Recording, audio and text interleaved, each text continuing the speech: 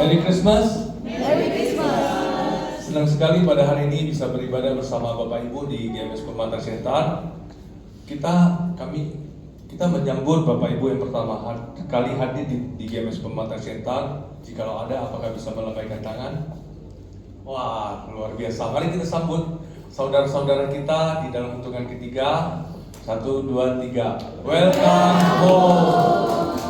Bagi Bapak Ibu yang pertama kali hadir di GMS, setelah selesai ibadah bisa datang ke Welcome Lounge di depan pintu keluar. Karena kita rindu untuk berkenalan dengan Bapak Ibu sekalian. Persembahan merupakan bagian daripada ibadah kita kepada Tuhan. Jemaat dapat memasukkan amplop persembahan ke dalam. Christmas, kita mari sama-sama bangkit berdiri, kita akan memuji Tuhan kita. Haleluya, bagi tepuk tangan untuk Tuhan kita.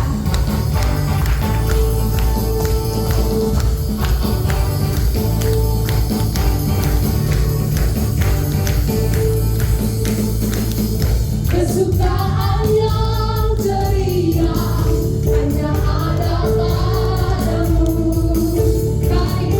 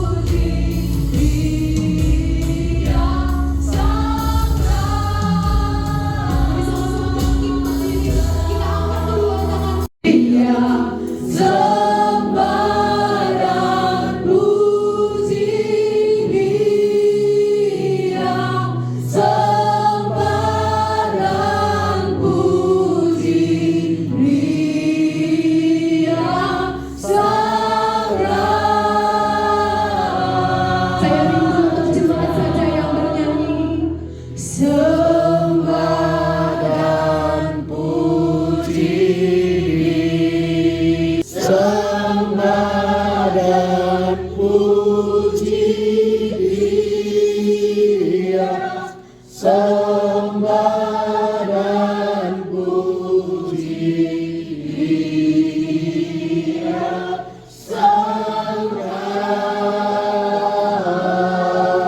Sembah dan puji Dia sembah dan puji Dia sembah dan puji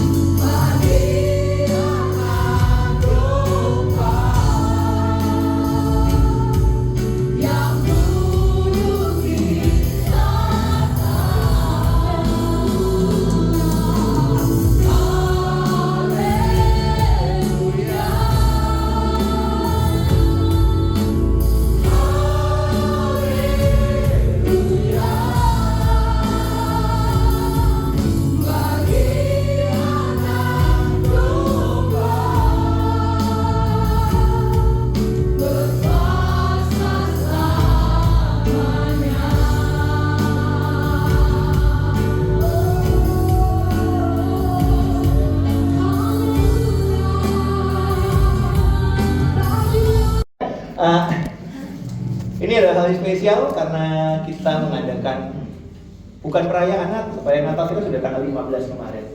Tapi kesempatan untuk kita sama-sama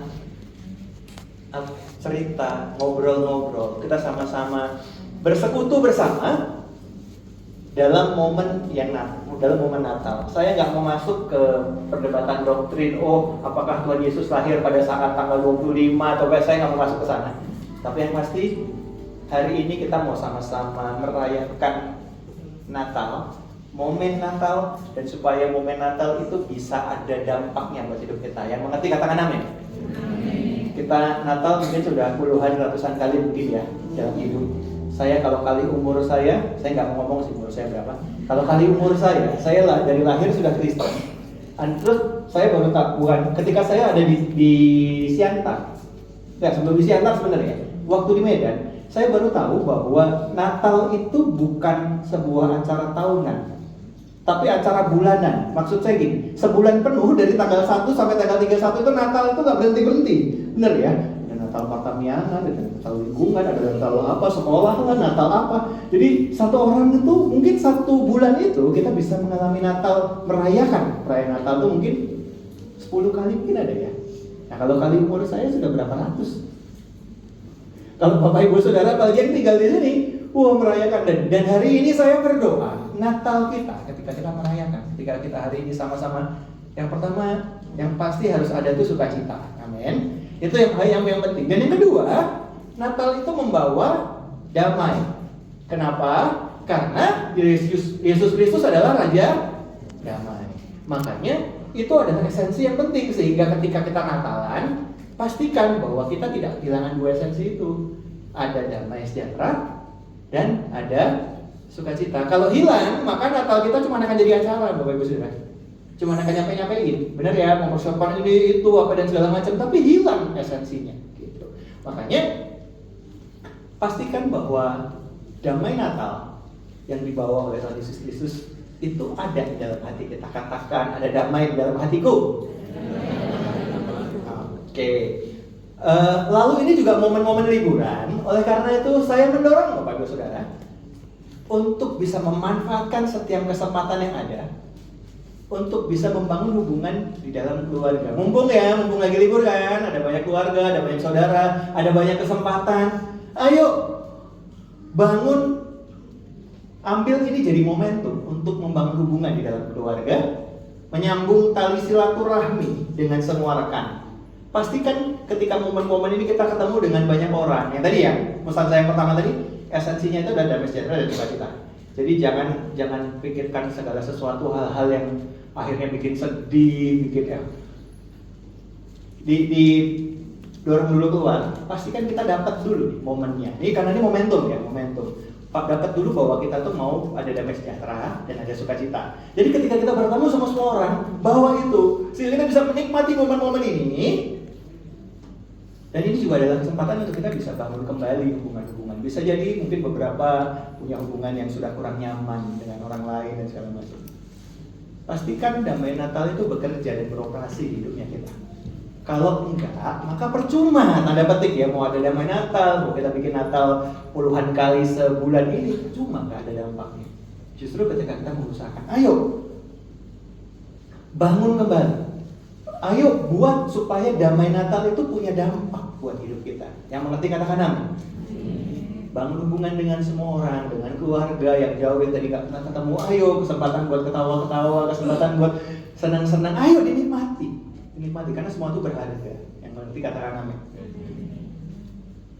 Dan juga saya berdoa di Natal tahun ini, damai Natal itu membawa rekonsiliasi hubungan. Rekonsiliasi hubungan yang kenapa saya rindu itu, supaya hidup saya dan Bapak Ibu Saudara itu bisa diberkati Tuhan.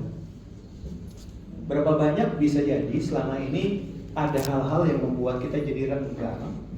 Akhirnya kita mau melakukan segala sesuatu tuh gak bebas, kayak ada ikatan gitu ya. Aduh mau ngapain tuh gak bisa, aduh susah sekali. Apalagi begitu ternyata yang hubungannya renggang sama kita, orangnya tiba-tiba nongol di depan kita. Langsung kan, nah sudah lah ya kita. Akhirnya hal-hal baik yang harusnya terjadi di hidup kita pending atau akan di cancel karena ada hubungan-hubungan yang harusnya tidak menghalangi tapi akhirnya membatasi kita. Apalagi itu yang pertama. Dan yang kedua, apalagi ternyata ada berkat-berkat yang Tuhan berikan di dalam itu. Mazmur 133:1 berkata begini, nyanyian Siara Daud. Sungguh alangkah baiknya dan indahnya apabila saudara-saudara diam bersama dengan rukun. Kalau kita lanjutkan di bawah-bawahnya, kesanalah Tuhan memerintahkan. Pastor Fredrik selalu bilang alamat berkat adalah kerukunan. Dan ini karena momennya adalah momentum damai Natal, ayo pakai kesempatan supaya apa? Supaya berkat Tuhan itu tidak terpending masuk dalam hidupnya kita. Dan kita tuh bisa selalu mengambil dan menerima berkatnya Tuhan. Yang mengerti katakan amin. Oke. Itu yang pertama. Itu pembukaan. Belum masuk. Lalu ketika kita mendengar kata Natal, yang terbayang di pikiran kita itu apa? Apakah acara atau event atau ibadah atau hiasan-hiasan. Kalau di Siantar pohon Natalnya pasti sudah hidup ya. Belum ya? Udah ya, udah hidup ya. Ada yang sudah lewat sana? Pohon Natal besar yang diaikan Siantar itu. Jadi begitu itu hidup langsung berasa bahwa, sudah Natal rupanya ya.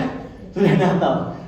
Apakah Natal itu hanya bicara soal suasana? Kalau di Medan, Sun Plaza itu pasti semua sudah langsung wah, sudah ada ornamen Natal, pohon lampu segala macam sudah ada. Apakah Natal itu? Kalau kita bicara soal Natal, apakah itu yang terbayang di pemikirannya kita? Atau mungkin ada yang berbicara atau yang terbayang di kita itu adalah hadiah. Kenapa saya bilang hadiah? Karena begini Bapak Ibu Saudara.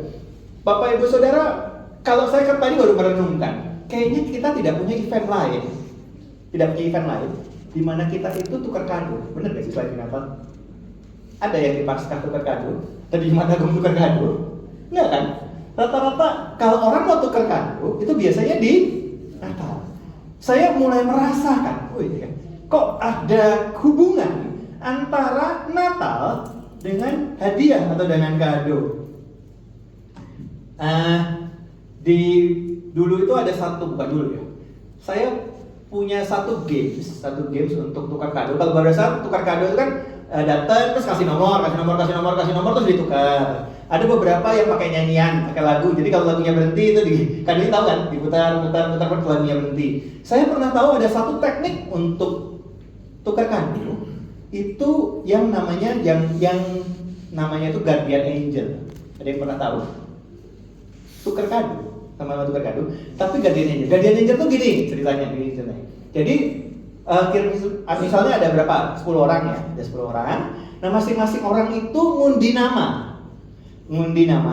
Lalu setiap orang tuh ngambil satu dari situ. Nah ini biasa dilakukannya itu mungkin 2 minggu sampai 1 bulan sebelum acara, kan? Ngundi nama, habis itu dia akan ngambil. Nah, nama orang yang diambil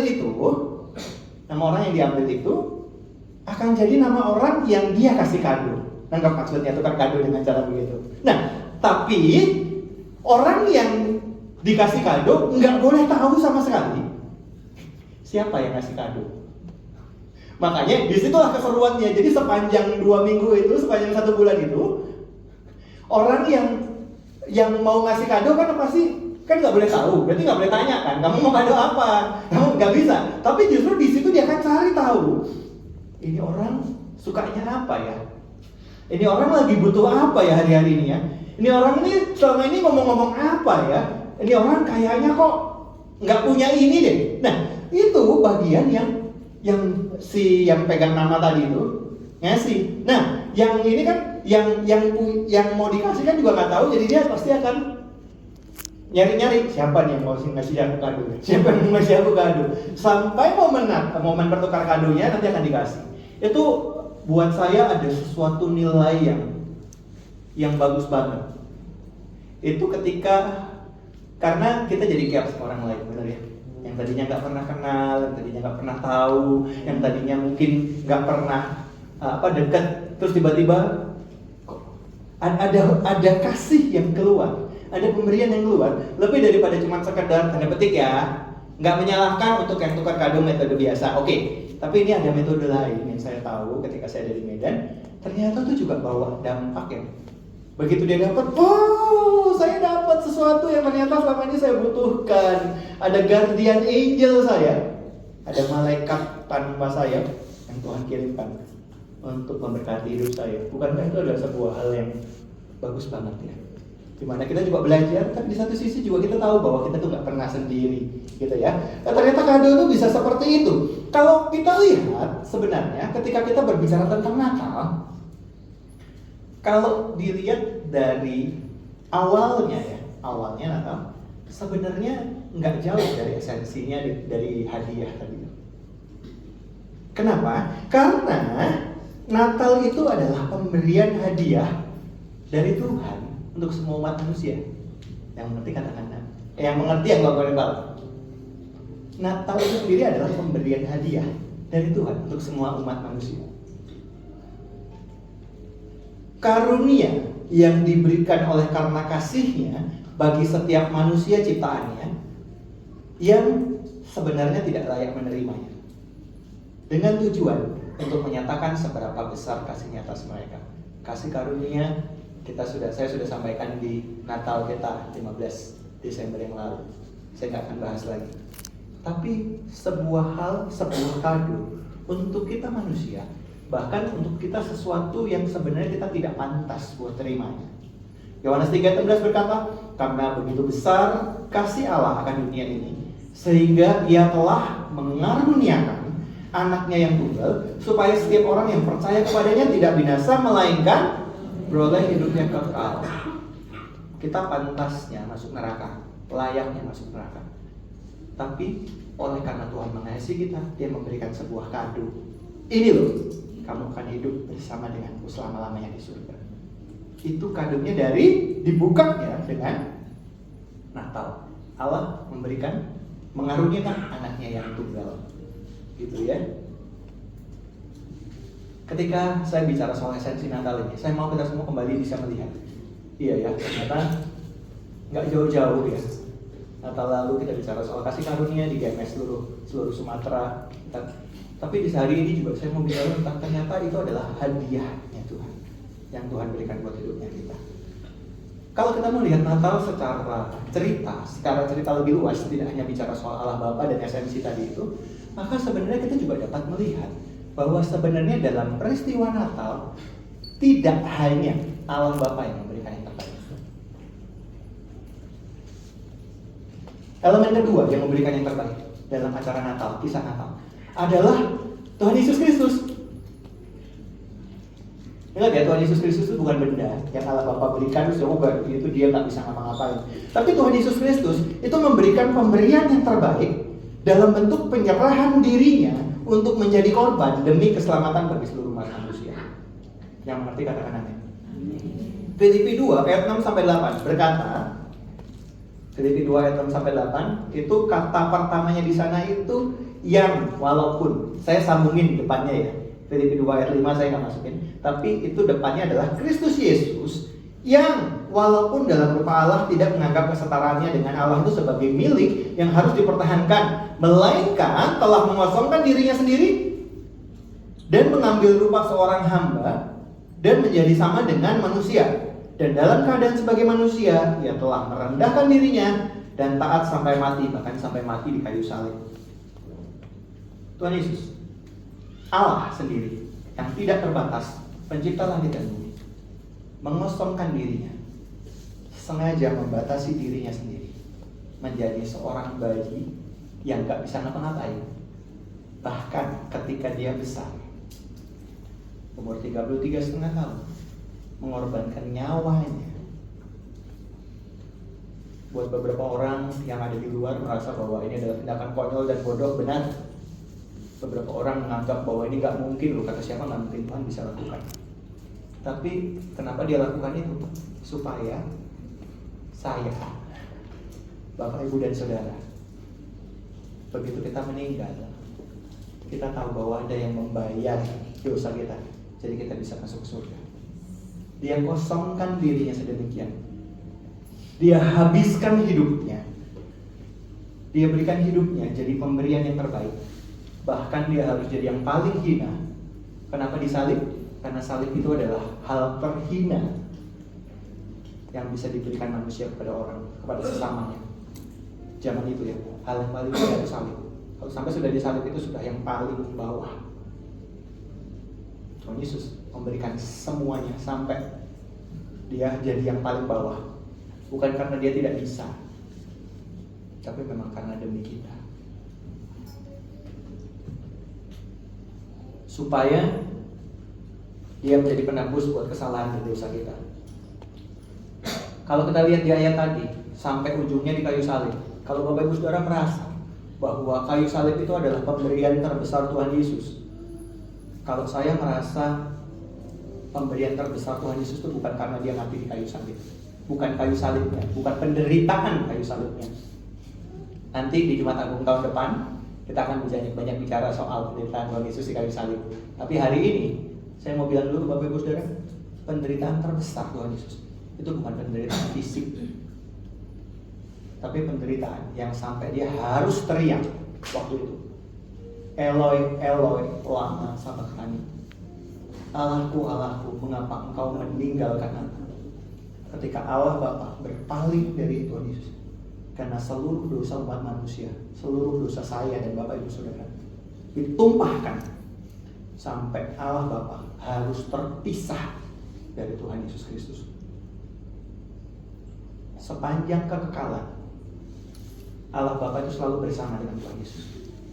Bapak Ibu Saudara yang punya anak, mungkin bisa merasakan anak yang bersama-sama dengan kita, mulai dari masih baby baru keluar, kita pegang bareng ya, mulai belajar jalan dan segala macam. One day, kebersamaan selama kekekalan harus diakhiri. Bapak Ibu Saudara yang sudah pernah melepas anak sekolah atau anak menikah, mungkin bisa merasakan sedikit feel-nya. Bagaimana? Oh, kayaknya anakku tuh bakal hilang dari hidupku. Bisakah Bapak Ibu Saudara merasakan perasaannya Tuhan Yesus dan perasaan Bapa ketika dia harus terpisah? Tapi kan 3 hari aja. Bapak Ibu Saudara pernah merasakan, tahu feel-nya beratnya kayak apa? Bukan masalah 3 hari ini, tapi selama kekekalan. Kita itu sama anak kita tuh baru berapa tahun sih? 10 tahun, 20 tahun, 30 tahun. Ini kekal, jutaan, miliaran, triliunan tahun mungkin. Tapi harus terpisah. Makanya Tuhan Yesus sampai berteriak, Eli, Eli, lama sabachthani, di Matius 27 ayat 4. Keterpisahan itu,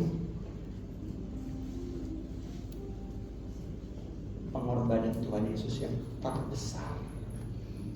Dia nggak bersama dengan Bapa lagi waktu-waktu itu, padahal selamanya terus bersama dengan Bapa. Penderitaan fisik, menurut saya, ketika di Taman Getsemani, ketika Tuhan Yesus bicara begini dalam doanya, Bapa, kalau boleh, lalukan cawan ini daripada aku.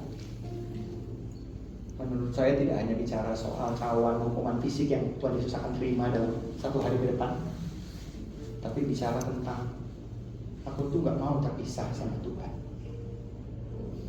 Sekian lama aku bersama terus, tapi one day, dan itu adalah pemberian terbaiknya Tuhan Yesus.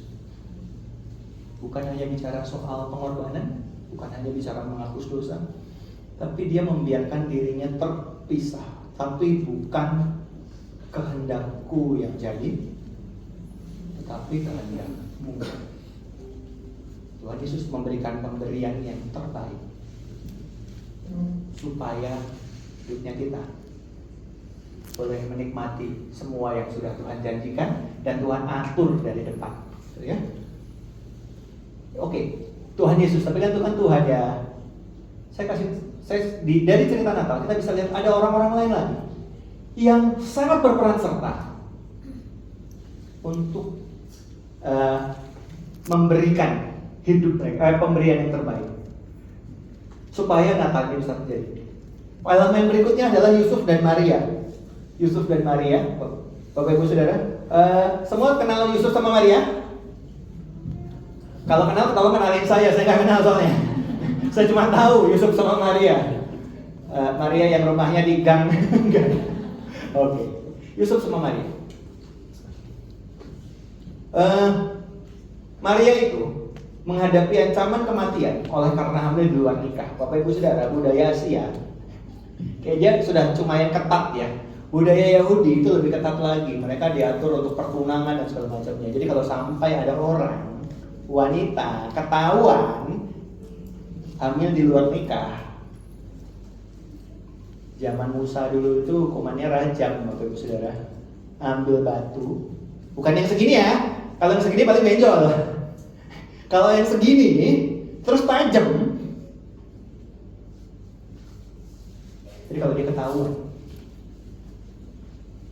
lempar, udah selesai.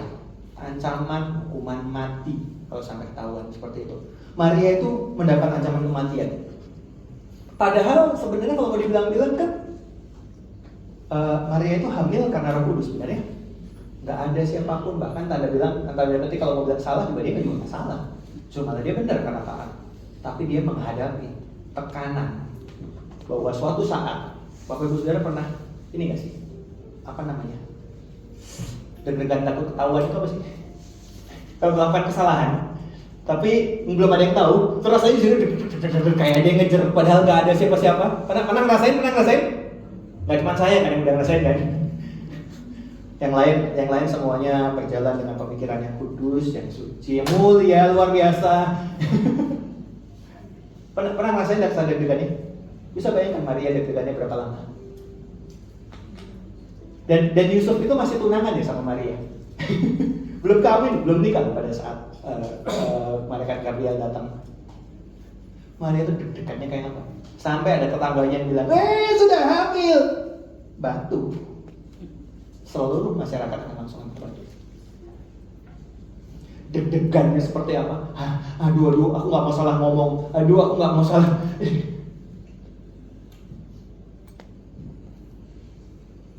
Bukan cuma di situ pengorbanannya Maria. Maria itu juga dalam banyak situasi dia itu nggak ngerti. Bapak Ibu Saudara pernah dengar nggak di Alkitab tuh tulisannya begini? Bilangnya begini. Maria menyimpan semuanya itu di dalam hatinya. Bukan karena dia ngerti, tapi karena dia nggak ngerti, tapi dia simpan aja. Yang ketika Yesus mengubah air jadi anggur, Maria menyimpan. Siapa ibu dan saudara-saudaramu? Maria menyimpan. Bahkan sampai yang terakhir, di bawah kaki salibnya Tuhan Yesus, sampai dia seorang ibu. Ya apa perasaannya yang pertama? Bahwa dia nggak bisa ngapa-ngapain, helpless, dan anaknya naik di atas. Dan ibunya tahu bahwa itu bukan karena kesalahan anaknya. Naik ke atas kayu salib, semua orang jadi pendakwanya, semua orang menjelek-jelekan dia. Ya apa perasaannya mamanya pada saat itu? Maria mungkin nggak mempersembahkan harta kepada Tuhan. Tapi tahukah Bapak Ibu Saudara, hal yang dia persembahkan jauh lebih besar. Anak yang dia sudah besarkan habis-habisan selama 33 tahun. Dia bawa, bahkan dia nggak kabur ya, seperti Petrus. Dia datang dan dia ikut sampai ke kayu salib, sampai di bawah kayu salib, sampai ada cerita, ada bagian yang dimana Tuhan Yesus titip sama Yohanes, ibu ini anakmu. Perasaannya sampai seperti apa? Tapi saya bilang hari ini saya mau bilang itu pemberian terbaiknya Maria. Karena kalau Maria nggak ngasih itu, hari ini kita akan bersama-sama menuju ke neraka. Gak ada keselamatan, gak ada pengharapan. Bahkan di dalam hidup kita gak ada yang Tuhan Yesus bilang dalam Yohanes 10:10, pencuri datang hanya untuk mencuri, membunuh, membinasakan. Tetapi aku datang untuk memberikan hidup dan hidup dalam kebenaran. Gak ada semua itu. Kenapa? Ya karena gak selesai. Tapi karena ada satu orang yang namanya Maria berikan hidupnya untuk membesarkan Yesus, bahkan membawanya sampai terakhir. Korban perasaan, korban deg-degan, korban hati, habis-habisan demi itu. Tapi gak cuma seorang Maria, ada seorang Yusuf yang berpotensi kehilangan nama baik dan hampir menjadi duda. Kan dikatakan karena Yusuf itu orang yang tulus hati, makanya dia mau berniat untuk menceraikan Maria dengan diam-diam supaya nggak ketahuan bahwa hamil di luar nikah gitu. Soalnya kalau sampai hamil di luar nikah, habis sudah Maria. Makanya dia seperti itu. Tapi karena malaikat bilang dia taat sama Tuhan, maka banyak orang yang bilang, oh ya, ketika bicara soal wanita yang saya tahu ya. Jadi pembelajaran tentang wanita belum panjang, tapi mudah-mudahan bisa menggambarkan wanita yang saya tahu dalam situasi seperti tadi, seperti Maria tadi. Terus datanglah, dengan semua yang numpuk di dalam hati, maka bahasanya dia udah tinggal satu. Coba tanya sama dia, bagaimana perasaannya? Gak akan keluar omongan, yang ada itu cuma air mata. Tapi dia korbankan tadi demi itu adalah pemberian yang terbaiknya dia tahan semua dalam hatinya, dia simpan semua dalam hatinya, dia kerjakan yang terbaik. itu pemberian terbaiknya Maria. Supaya hari ini kita bisa bertumbuh, kita bisa masuk dalam keselamatan yang Tuhan Yesus janjikan. Yusuf itu juga ketika dia tahu bahwa Maria itu hamil oleh karena Roh Kudus, dia itu tidak berhubungan dengan Maria. Sebagai seorang suami tidak berhubungan dengan istri itu agak-agak ya, nggak gampang perjuangannya Bapak Ibu Saudara. Dia tidak berhubungan sampai nanti Tuhan Yesus sudah lahir, dan saya nggak tahu masa setelah lahir itu nifas kalau nggak salah ya, masih berapa lama lagi dan berapa panjang lagi dia harus tahan dan segala. Saya mau bilang ada perjuangan yang harus dikerjakan, tapi perjuangan itu, pengorbanan itu adalah pemberian mereka yang terbaik. Belum ya, saya mau cerita bahwa oleh karena Kaisar Agustus memerintahkan adanya survei, maka semua orang harus kembali ke kota asalnya. Yang tahu bisa angguk-anggukan kepala, yang tahu cerita itu survei dari Bethlehem ke Nazaret. Jadi mereka harus kembali dari Bethlehem ke Nazaret. Tahu Bapak Ibu Saudara, Bethlehem ke Nazaret itu 113 kilo jaraknya. Jadi kalau dari sini sampai ke Medan tanpa salah, hitungan saya 120 kilo, ya kira-kira dekat lah. Dan mereka harus jalan dari sini ke Sun Plaza, jalan kaki. Waktu itu ada keledai, tapi keledai itu jalannya ya, yang tahu keledai bisa ngomong kepala. Ada yang nggak tahu keledai? Jalannya pelan-pelan, 113 kilo. Dan kondisinya Maria waktu itu sedang hamil besar kira-kira mungkin 7-8 bulan lah. 8 bulan. Ibu-ibu yang sudah pernah merasakan bahwa bahwa perut berisi janin 8 bulan. Nah, maksud saya gimana? Geraknya setengah matinya. Dan ini berjalan 113 kilo. Oke, di atas keledai, tapi emang enak di atas keledai goyang-goyang begitu dari 113 kilo. 113 kilometer berjalan kaki itu beberapa penelitian kita bilang paling itu 3-4 hari, tapi ada penelitian yang lain bilang 7-10 hari. Di tengah-tengah mereka perjalanan 10 hari goyang. Belum cerita bahwa kita sekarang masih ada jalan tol enak, mulus dan segala macam. Zaman mereka padang pasir, padang gurun, panas. Tapi kenapa mereka kerjakan? Balik lagi, itu pemberian terbaiknya mereka. Ini pemberian terbaikku, ini pemberian terbaikku, supaya Yesus itu bisa lahir. Sudah sampai di kota Nazaret, sampai di kota Bethlehem, ditolak lagi. Nggak bisa masuk. Pikirkan udah akhirnya 113 kilo selesai, mau masuk hotel kan? Nggak ada penginapan.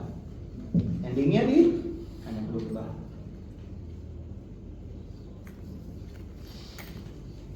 Belum selesai perjuangannya, pengorbanannya, tapi mereka kerjakan, mereka lakukan, dan itu adalah pemberian terbaik yang mereka lakukan buat hidupnya, buat kita sampai saat ini. Lalu berikutnya ada orang Majus. Yang tahu orang Majus bisa katakan, saya tahu. Kayak ada ya yang tahu. Nah, kalau ngomong kenal kan udah tahu tadi kan, nanti saya bilang saya udah dikenalin lagi kan. Jadi ya, orang Majus itu berapa banyak menurut Bapak Ibu Saudara orang Majus yang datang membawa emas menyan dan mur? Berapa orang? 3. Ada lagi yang lain? Alkitab nggak pernah bilang 3 ya. Alkitab nggak pernah bilang 3. Bisa dicek. Alkitab itu cuma bilang bahwa mereka bawa persembahannya itu emas, kemenyan, dan mur. Jadi orang berpikir, asumsinya, ada 3 orang. Padahal Alkitab nggak pernah ngomong juga. Ada tafsiran seorang penafsiran kitab dari saya melihat bahwa itu adalah raja-raja di sini, raja-raja di sini, raja-raja di sini, raja di sini. Jadi kemungkinan ada beberapa orang yang ada beberapa penafsiran kitab juga bilang ada 12 orang kira-kira ya. Bayangkan ada 12 orang yang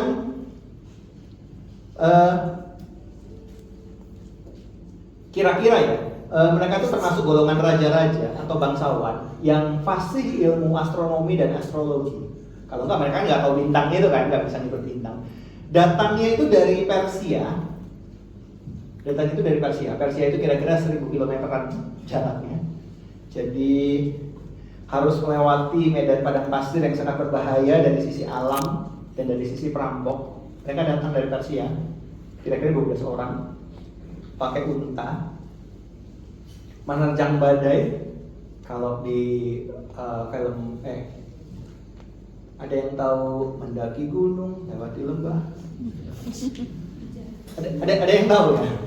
Oh, berarti kita sejaman berarti. Enggak cuma gunung dan lembah, itu benar-benar padang pasir dan segala macam. Datang dari Persia 1000 kilo. Hanya buat datang sampai ke kandang. Sorry, tidak di kandang. Tuhan Yesus sudah di rumah waktu itu. Bisa baca di Alkitab. Sudah di rumah untuk memberikan emas, kemenyan, dan mur.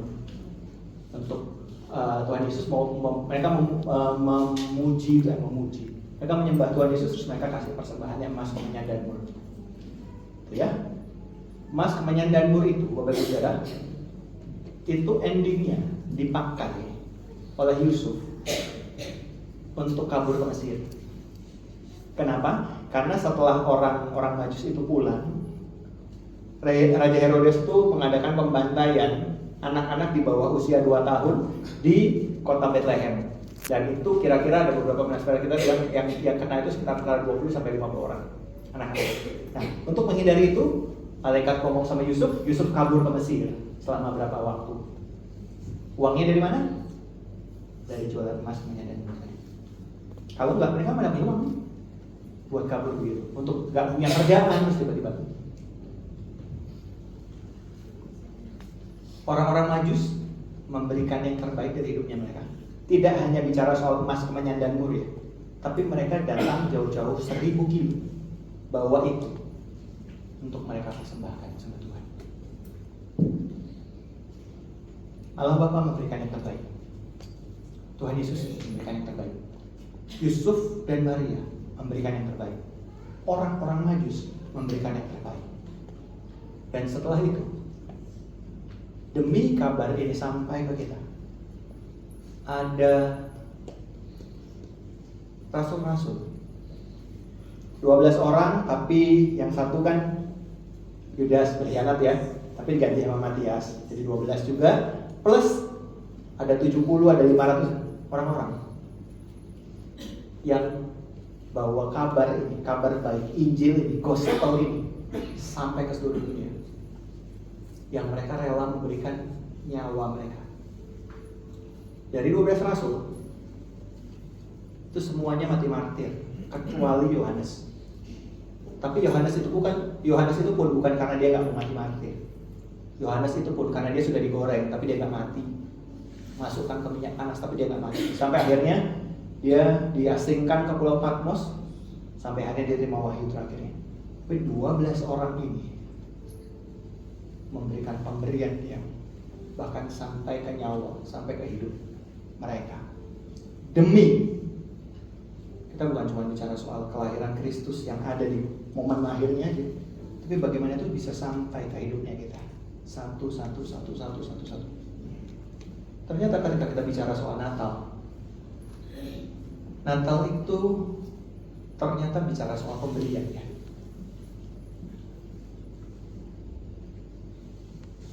Firman Tuhan pada hari Natal ini bertujuan untuk mengingatkan kita bahwa esensi dari Natal itu bukanlah cerita-cerita yang lain, bukanlah hal-hal yang lain, tapi adanya pemberian yang terbaik, pemberian yang terbaik dari Tuhan, pemberian yang dari Allah Bapa, pemberian yang terbaik dari Tuhan Yesus, pemberian yang terbaik dari Yusuf dan Maria, pemberian yang terbaik dari orang Majus, pemberian yang terbaik dari para rasul, sampai akhirnya itu bisa sampai ke kita. Dan Rasul Paulus berkata kepada jemaat di Roma, di dalam surat Roma pasal 12 ayat 1 berkata begini, karena itu saudara-saudara, demi kemurahan Allah, aku menasihatkan kamu supaya kamu mempersembahkan tubuhmu sebagai persembahan yang hidup, yang kudus dan yang berkenan kepada Allah. Itu adalah ibadahmu yang sejati. Saya belum, jadi kalau multimedia nggak bisa keluarin ayat ini nggak apa-apa. Karena saya baru dapat tadi, baru tanyakan tadi. Matius 10 ayat 8, bagian terakhir itu berkata begini, kamu telah memperolehnya dengan cuma-cuma, oleh karena itu berikanlah dengan cuma-cuma. Kalau kita sudah terima semua itu karena pembelian yang terbaik dari semua orang, saya bilang tadi, kita menerima semuanya itu oleh karena mereka berikan yang terbaik. Maka Rasul Paulus bilang dalam Roma 12 ayat 1, karena itu persembahkanlah tubuhmu sebagai persembahan yang hidup, yang kudus dan yang berkenan kepada Allah. Itu adalah ibadah yang sejati. Apa yang sudah kita terima, tanggung jawab kita, bagian kita. Ayo kita bawa yang terbaik dari hidup kita juga dipersembahkan kepada Tuhan. Persembahan hidup kita, persembahan hidup gak cuma bicara soal materi, tapi juga kalau tadi kita lihat yang materi itu, yang materi mayoritas itu hanya orang Majus. Itu pun saya tadi bilang bukan cuma materi kayak dia jalan 1000 kilo, itu jauh banget demi itu. Tapi ada yang mengorbankan perasaannya, memendam semuanya dalam hatinya demi itu bisa berjalan. Ada yang mungkin harus takut-takut sepanjang hari, harus jaga-jaga hidupnya sampai di mana. Tapi itulah yang Rasul Paulus bilang di sini juga, persembahkanlah hidupmu sebagai persembahan yang kudus, yang hidup, yang kudus dan yang berkenan kepada Allah. Persembahkanlah tubuhmu sebagai persembahan yang hidup, yang kudus dan yang berkenan kepada Allah. Itu adalah ibadahmu yang sejati. Bukan sebagai tuntutan, tapi sebagai tuntunan. Dan rasa syukur kita karena kita sudah terima pemberian. Kita sudah terima Tuhan Yesus karena pemberian yang terbaik yang dilakukan mereka. Maka sudah sepantasnya dan sewajarnya kita juga memberikan hidup kita yang sudah ditebus Tuhan sebagai persembahan yang terbaik. Pemberian yang terbaik, persembahan hidup, itu berbicara tentang living sacrifice. Saya mengutip dari Mother Teresa. Ada yang tahu Mother Teresa? Ada yang nggak tahu Mother Teresa? Bisa baikkan tangan. Ada yang tahu Mother Teresa? Semuanya nggak tahu, semua nggak tahu, bingung saya jadinya sebenarnya apa. Mother Teresa pernah bilang gini. Kan tadi kita bilang soal persembahan, mempersembahkan tubuh sebagai persembahan yang hidup ya. Persembahan yang hidup itu kata-kata yang digunakan adalah living sacrifice. Nah, kata sacrifice sendiri, living sacrifice diterjemahkan Mother Teresa itu begini, memberi sampai sakit. Beberapa orang bilang begini, saya itu sudah berkorban, saya itu sudah, tapi sebenarnya tidak terjadi kesakitan apapun di dalam hidup kita. Loh, saya itu datang ke gereja itu sudah berkorban, sudah sacrifice. Tapi sebenarnya buat kita nggak ngerasa apa-apa. Bentar. Kita perlu koreksi kembali kata-kata kita. Kalau belum sakit, kalau kita tuh belum menderita, belum memberi namanya. Ada beberapa orang punya 2 miliar, misalnya 1 miliar, terus dia kasih orang 1000, oke? Habis itu dia bilang, saya itu sudah berkorban. Maaf ya. Ada orang punya banyak, tapi begitu ada kesempatan untuk jadi pemberi, memberikan yang terbaik, terus dia skip. Saya nggak mau masuk ke dalam teologi dan doktrin dan segala macam. Nanti saya akan cerita yang hal-hal yang lain. Tapi lebih ke arah, ayo kalau memang Tuhan, kalau memang kita sudah terima yang terbaik dari Tuhan, ayo dong, sudah sepantasnya dan sewajarnya kita juga memberikan yang terbaik dari hidupnya kita. Persembahan yang hidup, bicara soal itu. Untuk refleksi kita, apakah benar hidup kita hari ini, ini refleksi pribadi, gak usah ngomong, gak usah disampaikan, gak usah ini.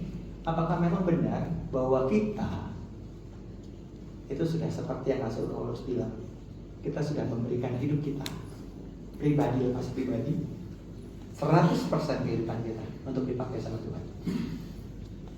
Atau masih ada area-area tertentu di dalam hidup kita yang kita pertahankan, kita jaga? Kalau Tuhan mau yang ini, oke. Kalau yang ini, jangan sentuh, ini punya. Kalau Tuhan mau waktuku, boleh. Tapi kalau uangku, jangan. Atau ada orang yang bilang, kalau orang Tuhan mau uangku, silahkan. Tapi kalau waktuku, pelayanan, enggak. Apakah memang hidup kita pribadi yang sebenarnya dari semua yang terbaik ini? Adakah kita sudah membawa hidup kita 100% kita persembahkan kepada Tuhan? Atau jangan-jangan masih ada 1%, masih ada 30%, bahkan mungkin masih ada 99% yang kita bilang sama Tuhan, Tuhan, back off. Yang ini punya aku, jangan sentuh. Kalau sudah ngomong soal misalnya, kalau sudah ngomong soal egoku, jangan sentuh. Gak usah ubah. Atau kita mau bilang, egoku, hatiku, pikiranku, perasaanku, semuanya punya Tuhan. Terserah Tuhan mau bagaimana. Refleksi di hari Natal ini. Saya rindu untuk setiap kita bisa kembali lagi jadi orang-orang yang mengasihi Tuhan. Karena kita tahu bahwa kita sudah terima banyak sekali pemberian-pemberian yang terbaik. Mungkin beberapa orang berpikir begini, kalau gitu gimana cara saya memberikan hidup saya sebagai persembahan yang hidup? Apakah saya harus memberikan tubuh saya buat dibakar baru jadi persembahan yang hidup? Atau saya harus bagaimana? Mungkin orang-orang boleh berpikir. Mungkin di antara Bapak Ibu sudah ada yang berpikir seperti itu. Bagaimana cara saya memberikan 100%? Saya jual semua harta saya terus saya berikan bagikan, itu apakah itu yang namanya memberikan hidup kita sebagai persembahan yang hidup?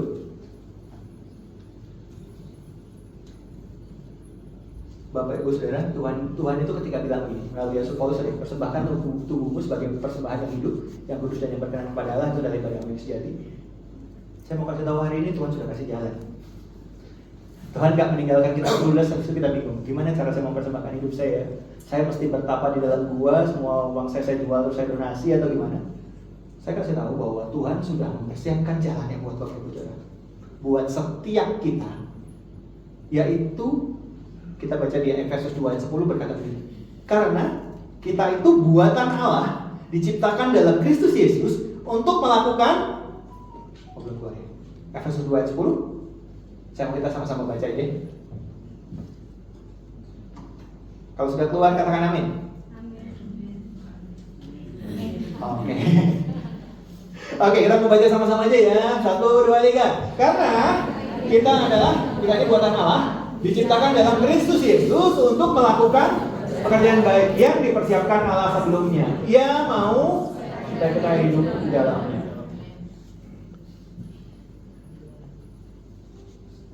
Kalau kita tahu bahwa kita ini adalah buatan Allah, diciptakan dalam Kristus Yesus, maka pekerjaan baik tadi bukanlah sesuatu untuk membuat kita tidak nganggur, tapi ini adalah jalannya yang dikasih sama Tuhan. Ayo, setiap kita Tuhan meletakkan pekerjaan baik dalam kita. Ayo kerjakan pekerjaan baik, kerjakan pekerjaan baik, kerjakan pekerjaan baik. Tiap orang bisa beda-beda. Itu sebabnya mengapa kita nggak boleh bandingkan diri kita sama orang. Saya nggak mau bandingkan diri saya sama Pastor Philip. Dan nggak ada orang yang boleh bandingkan dirimu sama aku karena kita punya jalan berbeda-beda. Tapi setiap kita punya pekerjaan baik yang dirancangkan Tuhan untuk kita personal, kita buatan Allah, pribadi kita buatan Allah.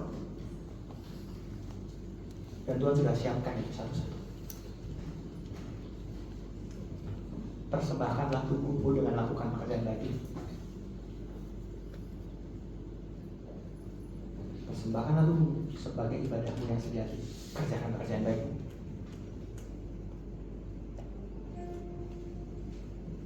Apa yang Tuhan sudah lakukan dalam hidupmu? Apa yang Tuhan sudah kerjakan dalam hidupmu selama ini? Apa yang Tuhan sudah lakukan dalam hidupmu selama ini?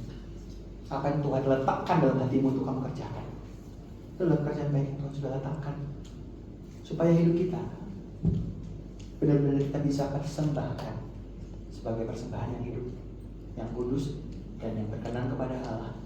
Karena itu adalah ibadah kita yang sejati. Kita mengerti kata-kata amin.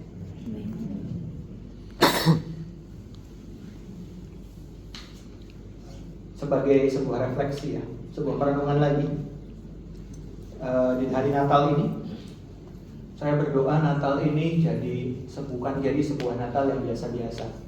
Kita Natal mungkin 200-an atau ribuan kali, tapi saya mau Natal ini jadi sesuatu yang berbeda. Tuhan bekerja di hatinya kita, sehingga Natal ini nggak cuma bawa kita ya. Habis ini kan kita mungkin 6 hari ini kan tinggal 6 hari ya. 6 hari ini mungkin masih ada Natal berikutnya, nggak tahu. Terus nanti tahun depan masih ada Natal. Jadi sesuatu yang biasa-biasa aja, tapi saya rindu Natal tahun ini jadi kesempatan Tuhan bekerja di hidup kita. Tuhan bicara buat hidup kita masing-masing. Refleksi apa sebenarnya yang harus saya lakukan untuk semua hal ini ya, untuk semua perbuatan baik yang sudah dikerjakan orang-orang. Refleksinya adalah apakah kita sudah menjadikan hidup kita sebagai pemberian yang terbaik, persembahan yang hidup, living sacrifice sebagai respon syukur kita atas pemberian yang terbaik dari Tuhan untuk kita pribadi atas pribadi. Apakah kita bisa bilang sama Tuhan, aku sudah memberikan hidupku?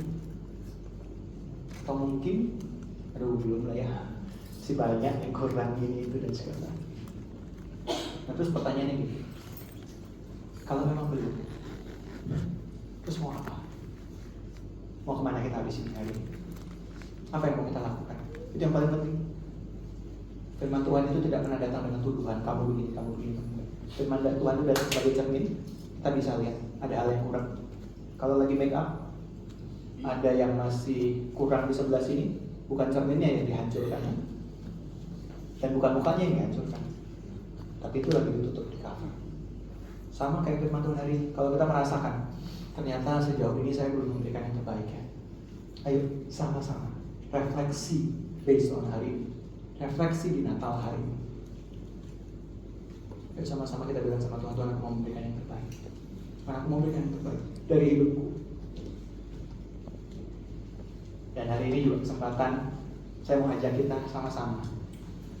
Saya nggak tahu bahwa saudara pernah bersyukur sama Tuhan atau enggak, tapi saya mau ajak kita sama-sama untuk sama-sama mengambil waktu pribadi 1 menit loh ya, berdoa sama Tuhan, bilang, Tuhan, thank you ya Tuhan, aku tuh kok bisa dapat semua ini ya, kok Tuhan jaga hidupku, Tuhan berikan semua pemberian-pemberian terbaik itu buat aku. Mari kita ambil waktu, kita sama-sama kita berdoa kepada Tuhan, kita bersyukur sama Tuhan, bilang thank you. Mungkin saya nggak tahu kalau Bapak sudah pernah melakukan hal ini apa enggak, tapi ini bagian kita karena kita sudah terima yang terbaik. Yuk sama-sama kita berdoa sama Tuhan, pribadi lepas pribadi. Ini waktu mau pribadi sama Tuhan, bicara sama Tuhan, bilang thank you, bilang terima kasih Tuhan sudah sertai aku, terima kasih Tuhan buat keluargaku, Tuhan aku tuh yang gak pantas buat terima ini, tapi Tuhan berkati hidupku, terima kasih Tuhan buat penjagaanmu Tuhan, terima kasih karena sekalipun ada hal buruk yang terjadi dalam hidupku, tapi toh ya aku juga masih bisa lewati semuanya sampai sekarang. Thank you ya Tuhan.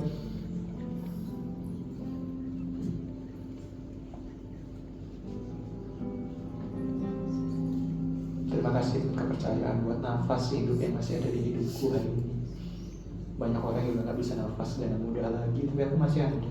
Terima kasih buat keluargaku, buat anakku, buat orang tuaku yang masih ada, buat yang orang tuaku yang sudah gak ada, tapi Tuhan masih pelihara. Thank you Tuhan.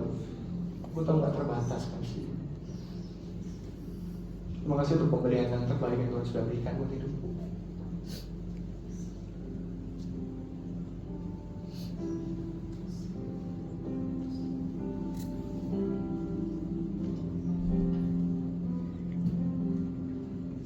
Biar hari ini kita menyadari bahwa kita itu tidak pantas buat terima, tapi kita dipantaskan, dilayakkan sama Tuhan. Bukan buat banding-banding sama orang lain punya apa, orang lain bisa apa yang lebih dari kita, bukan. Tapi kalau kita menyadari sendiri, lihat sendiri bahwa kita tuh bersyukur, kita tuh punya ini aja udah bersyukur, karena gak semua orang punya ini.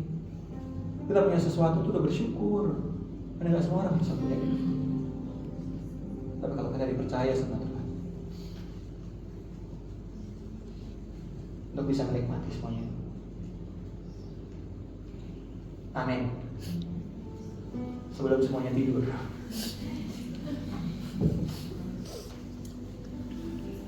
itu kita menyadari bahwa kita tuh bersyukur karena kita merasakan bahwa Tuhan mengasihi kita. Tapi sebagai langkah berikutnya, saya mau, kadang-kadang tadi kita tadi Matius 10 ayat 8 yang berkata, karena kamu memperolehnya dengan cuma-cuma, maka aku memberikan segalanya dengan cuma-cuma. Mau nggak kita ambil komitmen hari ini? Bapak Ibu Saudara, kalau yang memang mau, saya mendorong untuk kita bisa mencatat. Terserah mau nyatet di handphone, mau nyatet di kertas, mau nyatet di mana, atau nyatet di pikiran sekarang, habis itu nanti di ini, tapi takutnya nanti lupa ya. Apa perbuatan, apa pemberian terbaik yang mau kita lakukan?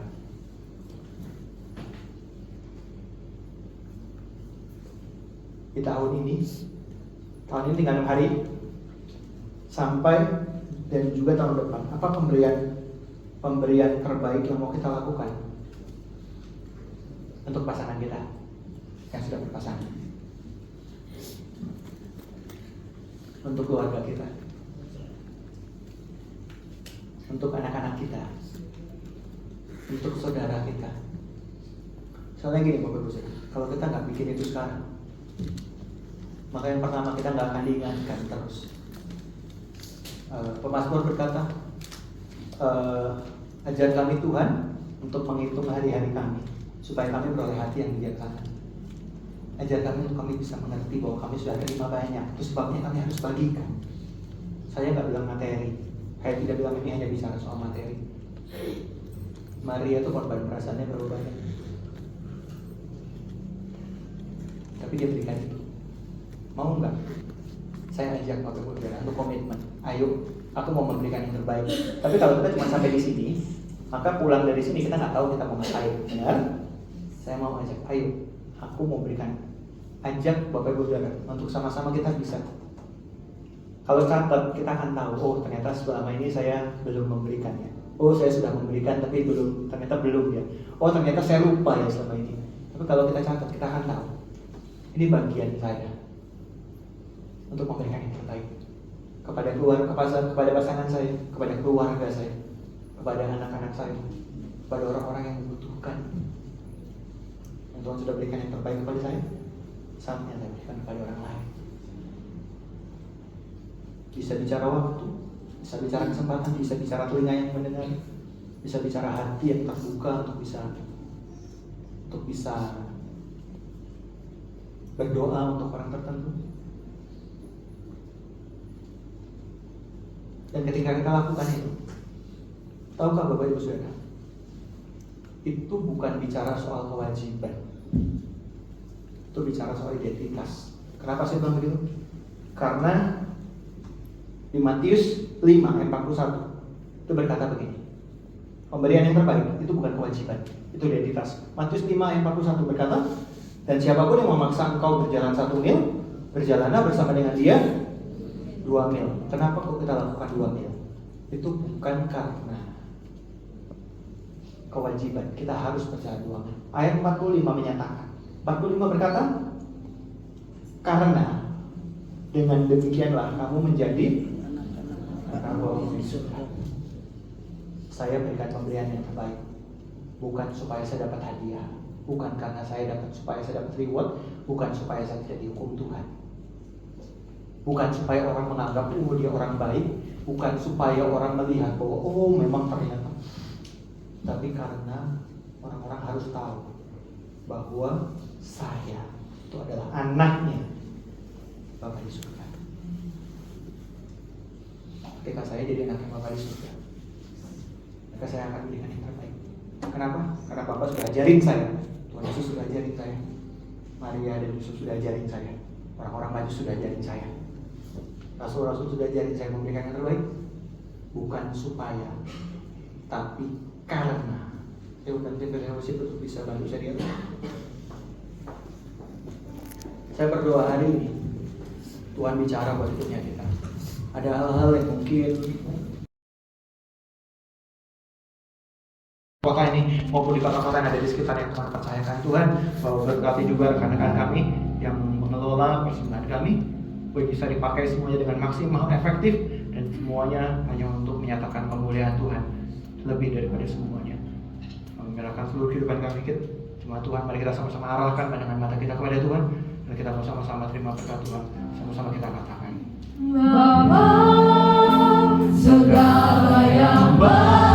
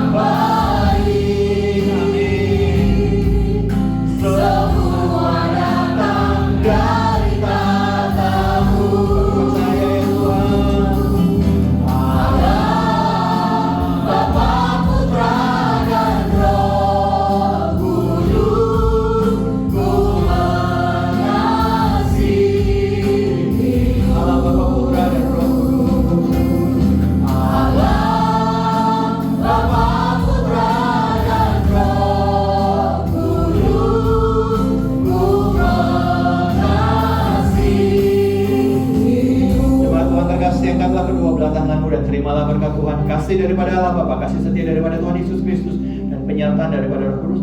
Allah Bapa sendiri yang menghadapkan wajahnya kepadamu untuk memberikan kau kasih karunia dan damai sejahtera yang terus akan mengalir di dalam hidupmu, mulai dari sekarang sampai Maranatha Tuhan Yesus datang untuk kedua kalinya. Semua jemaat Tuhan yang mengasihi Tuhan dan diberkati, mari kita sama-sama katakan amin. Selamat berkat, selamat hari Rabu. Halo.